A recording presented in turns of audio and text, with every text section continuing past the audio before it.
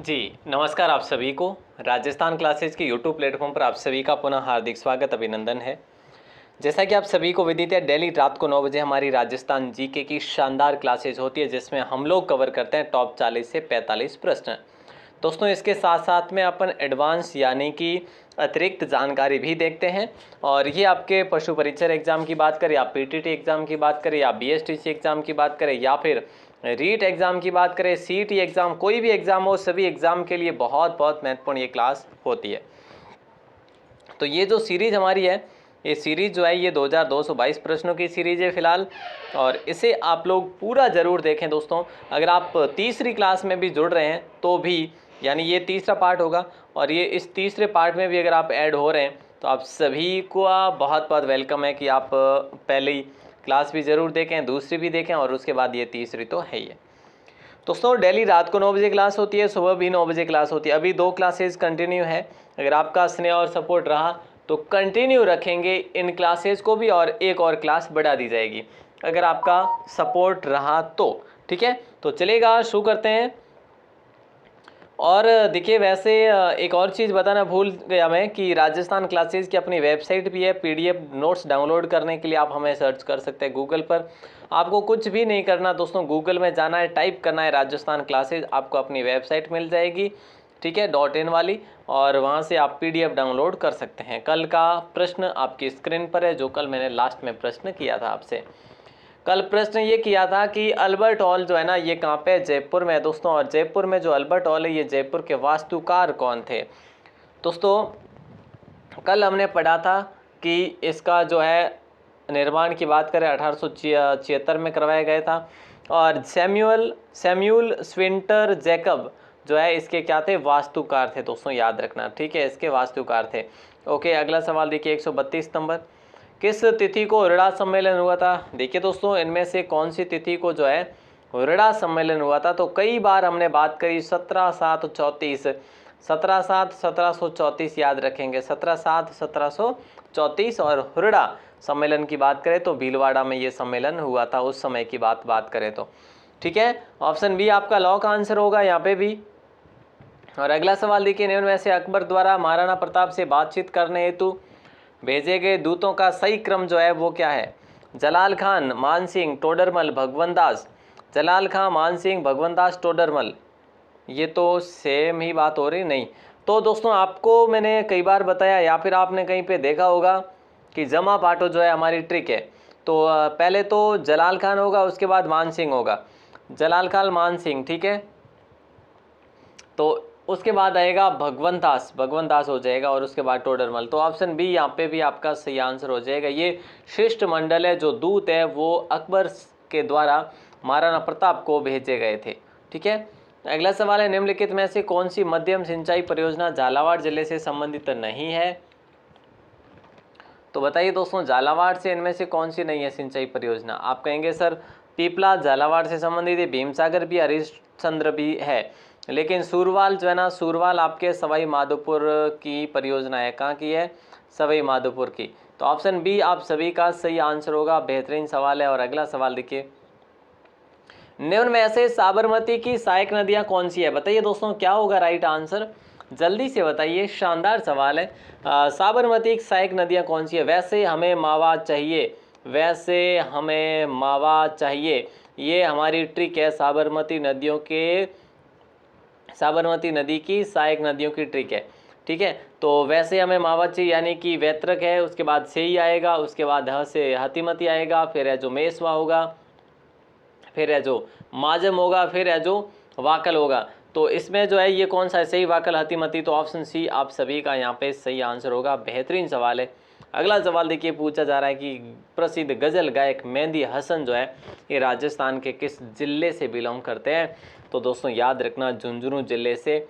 और जो सितार वादक जिनका नाम है रविशंकर, सितार वादक जिनका नाम है रविशंकर, वे कहाँ के हैं? बोले सर जयपुर से। और आपसे बात करूं मैं जो देखिए, वैसे हम बात करें नड़ वादक जो है वो कर्णा भील, जो कि जैसलमेर से बिलोंग करते हैं।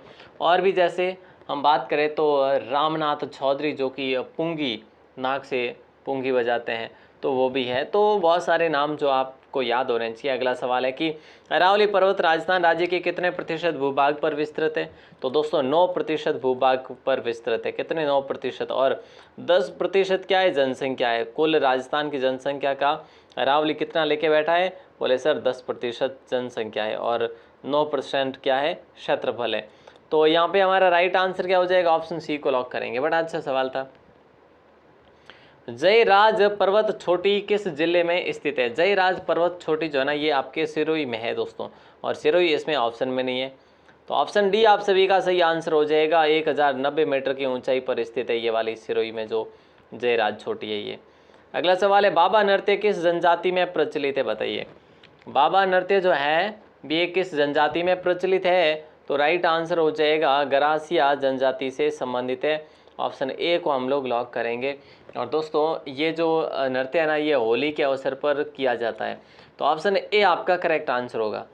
अगला सवाल है निम्नलिखित में से कौन से जिले में सर्वाधिक परती भूमि है? पड़त भूमि है जो है ना, जिस पे मतलब खेती नहीं की जा सकती। तो ऑप्शन डी लॉक आंसर हो जाएगा। सर्वाधिक यहाँ पे जोधपुर दे रखा है, तो जोधपुर को ही लॉक करेंगे। किसी व्यक्ति की वह भूमि जिसका उपयोग कृषि या अन्य प्रकार से आय प्राप्त नहीं की जा सकती है। ठीक है। अगला सवाल है कि राजस्थान राज्य के मरुस्थल के प्रसार को रोकने के लिए अपना सक्रिय योगदान देने वाला एकमात्र संस्थान, जो महत्वपूर्ण संस्थान है, वो है काजरी। और काजरी की स्थापना कब की गई? 1959 में। तो ऑप्शन बी जो है आप सभी का सही आंसर होगा। अगला सवाल है सवाई माधोपुर की नदी है। देखिए दोस्तों, सवाई माधोपुर की नदी है बाणगंगा नदी, सूकड़ी नदी, काली सिंध नदी, कोई नहीं।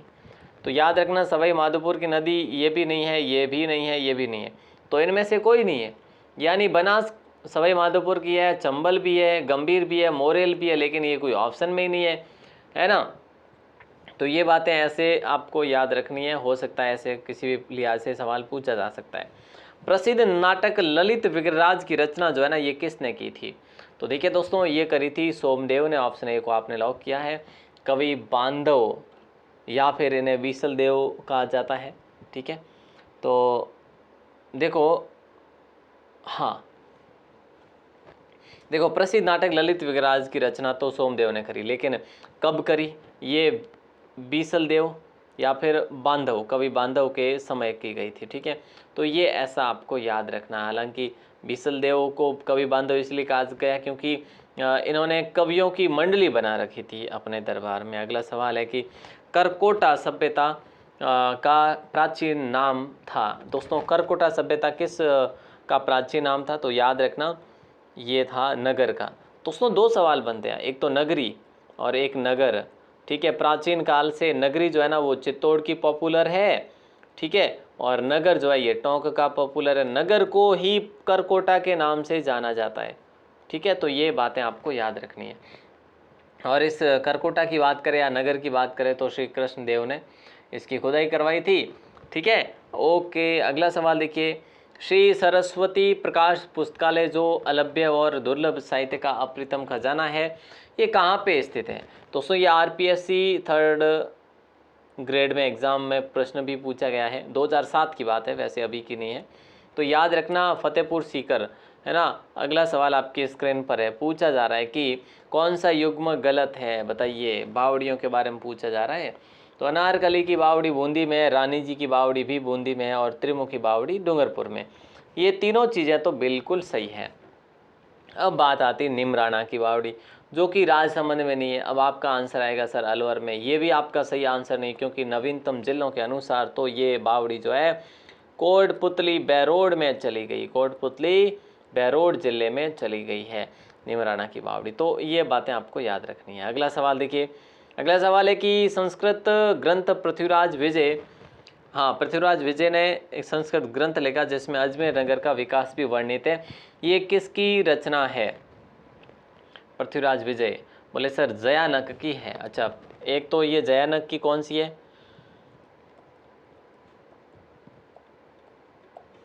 और एक पृथ्वीराज रासो की बात करें दोस्तों, पृथ्वीराज रासो की बात करें तो चंद बरदाई ने लिखा था वो। ठीक है। तो ये बातें भी आपको याद रखनी है। अगला सवाल है राजस्थान में मत्स्य संघ का विलय कब करवाया गया? राजस्थान में मत्स्य संघ का विलय कब करवाया गया? तो दोस्तों याद रखना 15 मई 1949 को करवाया गया। ऑप्शन जो है राइट ए को लॉक कर देंगे। अगला सवाल आपकी स्क्रीन पर है, विलास बांध किस जिले की जल परियोजना है? विलास बांध जो है ना किस जिले की जल परियोजना है? तो राइट आंसर आप सभी का हो जाएगा 12 जिले की। ठीक है, विलास बांध किस जिले की जल परियोजना है? तो 12 की है, और 12 में भी किशनगढ़ की। अगला सवाल है कि मां मंदिर जोधपुर में किस संप्रदाय का प्रमुख तीर्थ स्थल या फिर मुख्य पीठ है? तो दोस्तों देखो, नाथ संप्रदाय को लॉक करेंगे, ऑप्शन सी को। और नाथ संप्रदाय, मां मंदिर के निर्माण की बात करें, नाथ संप्रदाय में जो मंदिर है इसका निर्माण मान सिंह के द्वारा करवाया गया, राजा मान सिंह। ठीक है, 84 खंभों पर स्थित है ये, 84 खंभों पर स्थित ये है।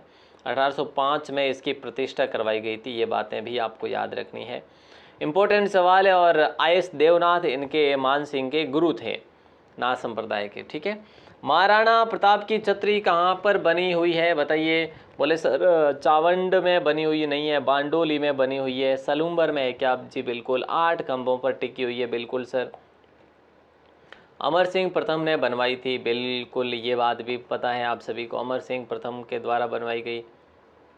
ठीक है, ओके, ऑप्शन बी को आपने लॉक कर दिया। अगला सवाल आपकी स्क्रीन पर है, राजस्थान के एकीकरण में कुल कितना समय लगा था? राजस्थान के एकीकरण में कुल कितना समय लगा?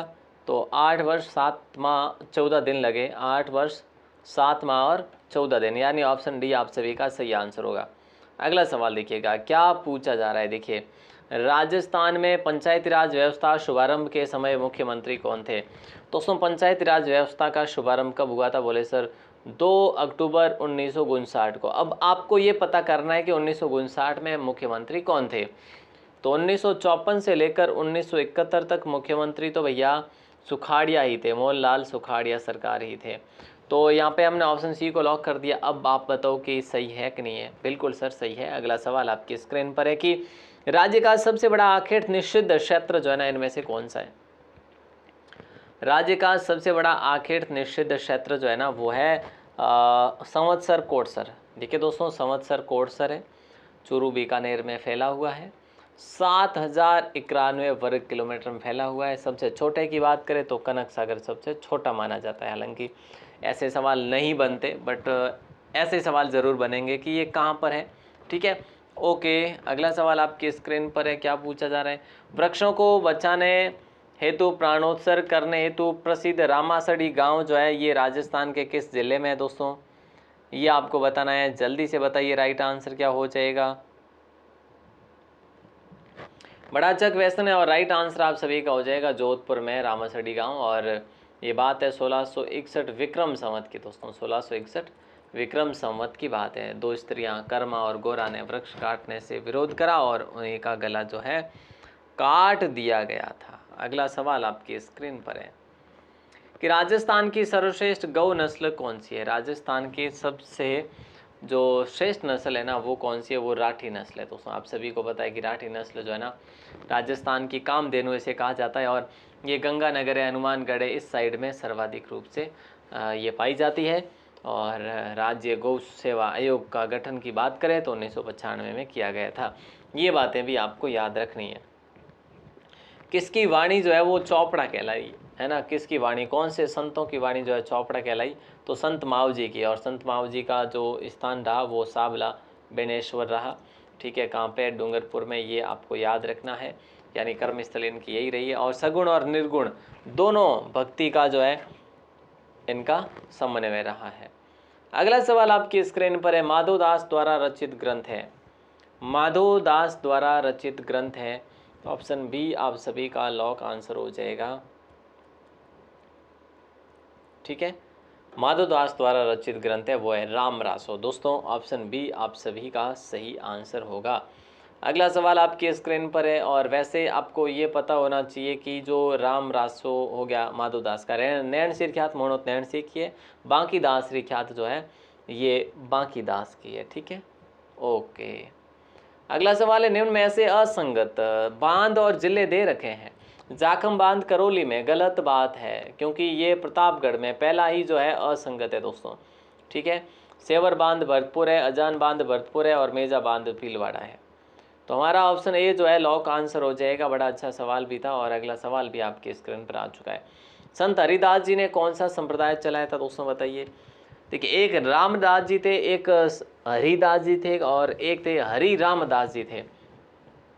हरि रामदास जी तो थे खेड़ापा के, ठीक है। अब आते हैं हरिदास जी। हरिदास जी ने कौन सा संप्रदाय चलाया था, तो यहाँ पे आपका राइट आंसर होगा निरंजनी संप्रदाय। डिडवाना में इनकी पीठ है, ठीक है। निर्गुण भक्ति का उपदेश इन्होंने दिया था, निरंजनी संप्रदाय। ऑप्शन सी आपका लॉक होगा। रूठी रानी कृति किस लेखक द्वारा लिखी गई। दोस्तों, रूठी रानी जो है ना एक प्रकार की एक कृति है, ग्रंथ है, और केसरी सिंह बारट के द्वारा लिखा गया ग्रंथ है ये, और केसरी सिंह बारट ऑप्शन में है नहीं। तो अब बताओ राइट आंसर आपका हुआ कि नहीं हुआ। आपका तो हुआ ही नहीं सर, हमारा तो नहीं हुआ, क्योंकि इसमें इनमें से कोई नहीं वाला ऑप्शन है। दोस्तों, चेतावनी राज चुंगटिया भी इन्हीं के द्वारा लिखा गया था। नाभा दास ने क्या लिखा था पता है आपको, भक्तमाल लिखा था। जाड़ा चारण ने क्या लिखा था, शार्दुल परमार लिखा था, ठीक है। तो ये भी आपको पता होना चाहिए। बीकानेर जिले का शुभंकर क्या है दोस्तों, बताइए। यहाँ पे तो आप देख पा रहे हैं अच्छे से। बोले सर बट तीतर जो है बीकानेर जिले का शुभंकर है, और शुभंकर आपको सबके पता होना चाहिए, एग्जाम में सवाल बनते हैं, है कि नहीं। अगला सवाल देखिए, इनमें से कौन से या अर्धशुष्क मरुस्थल प्रदेश का भाग है। घग्गर बेसिन मरुस्थल का भाग है, शेखावटी भी है, नागौरी उच्च भूमि भी है। तो 1 2 3 ऑप्शन डी को लॉक कर देते हैं। एक और भाग है लूणी बेसिन वाला, वो भी इसमें ऐड करना है आपको, ठीक है। अगला सवाल है, अंधेरी बांध, बनेठी बांध और लाहसी बांध कौन से जिले में। ये लाहसी परियोजना है, 12 जिले की है। अगर आपको सिर्फ एक भी पता है तो आप सब कर सकते हो। एक बैंथली भी है दोस्तों, बैंथली, ठीक है। एक आपके हिंगलोत भी है, हिंगलोत है ना, हिंगलोत भी है, ठीक है। तो ये भी आपको पता होना चाहिए। ऑप्शन डी आप सभी का सही आंसर होगा। निम्न कथन किस दुर्ग से संबंधित है। इसका निर्माण राणा कुंभा ने करवाया था। राणा सांगा ने यह दुर्ग श्रीनगर के जागीरदार करमचंद पवार को दिया। दोस्तों देखो, ये कौन सा दुर्ग की बात हो रही है, बनेड़ा की बात हो रही है क्या। हाँ सर, बनेड़ा की तो बात हो रही है। ऑप्शन डी को नहीं बल्कि ऑप्शन सी को लॉक करेंगे, ठीक है। इस दुर्ग के अंदर बहुत सारे वैसे बने हुए हैं, जनाना महल और मर्दाना महल, ठीक है, कंवरपदा महल। अच्छा, ये भीलवाड़ा में क्या, हाँ जी, बनेड़ा महल भीलवाड़ा में। अगला सवाल है कि कौन सी चित्रकला शैली को प्रकाश में लाने का श्रेय जो है श्रीधर अंधारे को जाता है दोस्तों, बताइए। तो आप कहेंगे सर देवगढ़ चित्रकला शैली का जो है श्रेय जो है श्रीधर अंधारे को जाता है, ठीक है। और इसके प्रारंभ की बात करें तो रावण द्वारकादास के समय इसका प्रारंभ हुआ था, द्वारकादास के समय इसका प्रारंभ हुआ था। ये भी बात आपको याद रखनी 1680 में, ठीक है ना। बिल्कुल सर। अगला सवाल आपकी स्क्रीन पर है, निम्न में से कौन सी हवेली झालावाड़ में है। निम्नलिखित में से कौन सी हवेली जो है झालावाड़ में। तो दोनों हवेलियां कर ले क्या, हाँ सर दोनों है। पुरोहित जी की हवेली भी है, गुलजार हवेली भी, 1 और 2 दोनों। ऑप्शन सी आप सभी का लॉक आंसर होगा। हालांकि अगला सवाल आपकी स्क्रीन पर है, सज्जनगढ़ अभ्यारण्य की स्थापना किस वर्ष में की गई थी। देखिए दोस्तों, सज्जनगढ़ अभ्यारण्य की स्थापना किस वर्ष में की गई थी, तो याद रखना सज्जनगढ़ अभ्यारण्य की स्थापना 1987 में की गई थी दोस्तों, याद रखना, ठीक है। कहाँ पे है, बोले सर उदयपुर में, ठीक है। इसके क्षेत्रफल की बात करें तो 5 वर्ग किलोमीटर ही है लास्ट से, मतलब कि ये सबसे छोटों में तीसरे नंबर पे आता है वैसे सज्जनगढ़, ठीक है। अगला सवाल है, भारत की सबसे बड़ी मीठे पानी की झील कौन सी है। तो सबसे बड़ी मीठे पानी की जो झील है वो वुल्लर झील है दोस्तों। ऑप्शन सी को लॉक करेंगे, जम्मू कश्मीर में स्थित है, ठीक है। तो ये भी आपको याद रखना, झेलम नदी के कारण ये झील निर्मित हुई थी। अगला और आखिरी सवाल आपकी स्क्रीन पर है दोस्तों, सुरवान या बांध किस जिले में स्थित है। इसका आंसर आपको बताना है अभी के अभी। बोले सर 2013 में ये परियोजना शुरू हो चुकी थी और बांसवाड़ा में स्थित है। अच्छा जी, बहुत अच्छी बात है। हमने कुल जो है 40 प्रश्न पढ़े दोस्तों, और 40 में से आपके कितने सही हो रहे हैं और आपने कितनों के नोट्स बना लिए हैं, ये जो है आप ज़रूर देखें। उम्मीद करूँगा कि आप इस क्लास के नोट्स ज़रूर बना रहे हैं, है ना। अगर बना रहे हैं तो अच्छी बात है, नहीं भी बना रहे हैं तो भी ठीक बात है, क्योंकि देखो नोट्स बनाने के बहुत सारे फ़ायदे हैं, ठीक है। तो जैसा भी है मैं फ़ायदे नहीं बताऊंगा, आप सभी जानते हैं। तो आज का सवाल आपके लिए है कि राजा हमीर ने अपनी दिग्विजय के उपलक्ष्य में कौन सा यज्ञ करवाया था। इसका आंसर आपको कमेंट सेक्शन में देना है। क्लास कैसी लगी दोस्तों ज़रूर बताएं हमें, और आप हमें मैसेज कर सकते हैं व्हाट्सएप पर आप मैसेज कर सकते हैं अपना नाम और ज़िला लिखकर। क्यों करना है मैसेज? क्योंकि अगर आप चाहते हैं कि हमें भी ग्रुप में ऐड होना है, स्टडी ग्रुप में, और हमें भी समय पर पीडीएफ का नोट्स और नोट्स के पीडीएफ जो है ना, नोटिफिकेशन और क्लासेस का नोटिफिकेशन, ये सब समय अनुसार मिलता रहे, तो आप हमारे ग्रुप में ऐड हो सकते हैं। लेकिन उससे पहले आपको इस नंबर पर अपना नाम और ज़िला लिखकर मैसेज करना होगा। ऑल दी बेस्ट दोस्तों, मिलते हैं अगली क्लास में, तब तक के लिए शुक्रिया। जय हिंद, वंदे मातरम। और सुबह की क्लास भी ज़रूर देखें, 9 बजे होती है ना।